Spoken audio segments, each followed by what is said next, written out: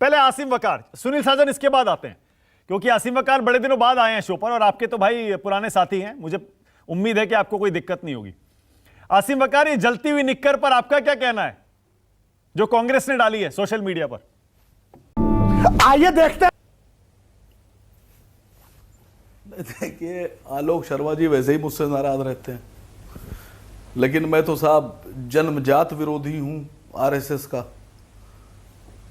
लेकिन फिर भी पता नहीं क्यों आलोक शर्मा जी, कांग्रेस के लोग नाराज रहते हैं मुझसे। लेकिन सच्चाई बोलूंगा, सच्चाई के सिवा कुछ नहीं बोलूंगा। हाँ। देखिए, जिसने भी ये फोटो बनाया है, मैं उस पर एतराज जताता हूं। ये जो नेकर का फोटो बनाया है, ये गलत बनाया है। जहां से धुआं निकल रहा है, यहां से निकलता ही नहीं है। धुआं तो पीछे से निकलना चाहिए था। अब पता नहीं कैसे बना दिया, साइड से धुआं कैसे निकल रहा है। अगर मैं बनाता या मैं किसी से बनवाता तो धुआं जो है वो पीछे से निकलना चाहिए। कैसी बात कर रहे हैं? अरे नेशनल टीवी पर बैठे हैं आसिम वकार, कैसी बात कर रहे हैं? मुद्दे की बात करिए। नेकर काम किस में आ गए हम लोग? किस चीजों में उलझ रहे हैं? नेकर की सर, नेकर की। नहीं, मैं बता रहा हूं आपसे। देखिए, ये सबसे पहली बात तो ये नेकर किसकी है? बहुत सी स्कूल की यूनिफॉर्म है इस तरह की। मैंने देखा है बहुत से लोग ऐसे ही पहने घूमा करते हैं।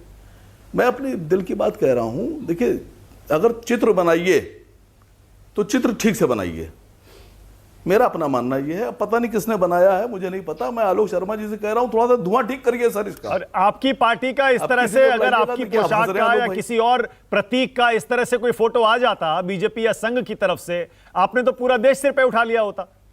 अब आरएसएस और बीजेपी को दिक्कत होगी भाई, क्यों नहीं होगी? उनकी तो इतनी पुरानी ऐतिहासिक है कि ये ड्रेस का हिस्सा है, उसको जला के दिखा रहे हैं, बताइए। और आप कह रहे हैं कि आप भी उसका मजाक उड़ा रहे हैं। जली ना, तेरी भी जली। वकार, देखिए, नहीं, देखिए, दिक्कत तो आरपी सिंह साहब को होना चाहिए थी, संगीत रागी साहब को। वो दोनों चुप बैठे, दिक्कत तो आपको शुरू ना, अरे इसका मतलब आप सो रहे थे डिबेट में। गलत बात है, आप सो रहे थे डिबेट में, आपने देखा ही नहीं। सबसे ज्यादा दिक्कत तो संगीत रागी और आरपी सिंह को ही हो रही है। आपने सुना नहीं क्या? नहीं, देखिए, मैं आलोक शर्मा जी से गुजारिश कर रहा हूं सर। देखिए, मैं कांग्रेस का नहीं हूं, मैं कांग्रेसी प्रवक्ता नहीं हूं। सुनिए सर। हाँ। देखिए, मेरी आइडियोलॉजी कांग्रेस की नहीं है, मैं प्रवक्ता नहीं हूं कांग्रेस का। लेकिन मैं मशवरा दे रहा हूं, आलोक भाई, जिसने बनाई है ये, उसको बताइएगा कि धुआं आपकी से ठीक जगह से निकाले, साइड से ना निकाले। ये गलत तरीका है सर। कहीं रान से धुआं निकलता है, यहाँ थाई पर से धुआं निकलता ही नहीं कहीं। गलत तरीका सर ये। नहीं, मैं मजाक बना रखा है आसिम वकार आपने भी। गलत बात। इतना गंभीर मुद्दा है। आलोक शर्मा ने बताया कितना गंभीर मुद्दा है, आप उसका मजाक बना रहे हैं। बोल ही नहीं रहा हूं। आलोक शर्मा ने बताया देश को तोड़ते हैं, प्रतीकात्मक तौर पर विरोध जताया। मैं मजाक बना ही नहीं रहा हूं। आप उसका मजाक बना रहे हैं सर। नहीं, मैं बना ही नहीं रहा हूं सर, मैं मजाक नहीं बना रहा हूं। देखिए, मैं कांग्रेस का प्रवक्ता नहीं हूं। जब टी शर्ट वाली बात आई तो एक साहब ने मुझसे कहा, पहले बताइए 41,000 रुपए की टी शर्ट, और वो भी विदेशी। तो मैंने कहा बिल्कुल सही कह रहे हो यार। हमने कहा बिल्कुल ठीक बात है। हमने कहा जो ब्लैक कलर की कार यूज हो रही है, हमने कहा वो तो यहाँ बनी है बहराइच में, 45 रुपए की है वो खिलौने वाली। वो विदेशी है ही नहीं, वो तो देश में बनी हुई है। वो जो हवाई जहाज यूज हो रहा है वो भी विदेशी नहीं है।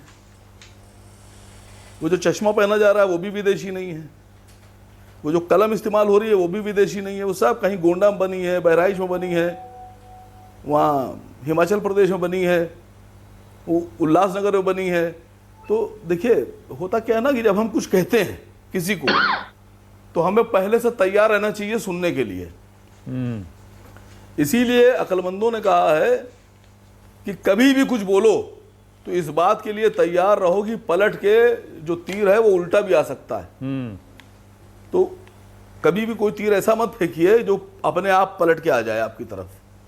मेरी गुजारिश ये है। लेकिन मैं इस जो चित्र बना हुआ है इस पे मेरा एतराज था, मैंने उसको एतराज जता दिया। मैंने आलोक शर्मा भाई से बता दिया। ठीक है, मैं समझ। अच्छी बात बोली, आपको अच्छी लगी तो ऐसे थोड़ा मार दीजिए हाथ, आप थोड़ा सा मार दीजिए।